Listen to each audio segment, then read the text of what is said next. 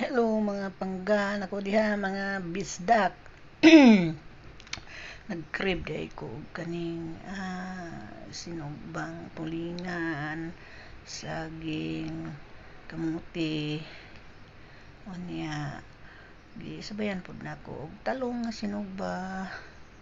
Unya mo na gitap-an na nako kay gusto ko mukaon og kanang mga ingon ana nga pagkaon ba nga mga pinobre kay pobre raman ta, di ba? Muna atong gusto nga gi-crave sa sobrang init mga pangga. Tan-awa tin-aw kayong adlaw kay naman ko sa gawas nagsugba. O tanawa ang akong bagtak gipaningot, grabing paningot sa sobrang init. Alis nga usa kainit sa gawas mga guys. Munay kwarto katapad sa boarding house nila. Sumpay ra gud na. Maisar ang tag-iya. Akong tinapanan gibali-bali na nako manang luto na kaayo gisabayan og kanang sinugba pong talong.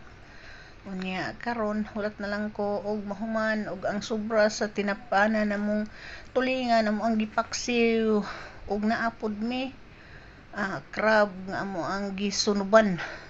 Kung sa Bisaya pa sinunuban, gibot nga namog tuno ba ana mo ni lami kay nga paksiw og mao gyud ni ang pinakalami ginamos ni mga pangga. Gibuhat ni sa ako ang friend nga si Swing. Shout out kay Swing, salamat sa ginamos. Una na lang perti nang ko ana na gihukat na namo na nami mangga na pud mi kanang gilaga nga okra. Tuara saging og kamote mo na akong kaunon. Wala ko nag rice kay para kuan ba diet kunuhay nya crab. Napagid may lugaw.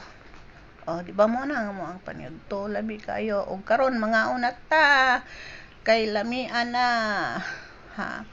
diri na lang takutog mga pangga. Bye, happy weekend og happy lunch, yummy.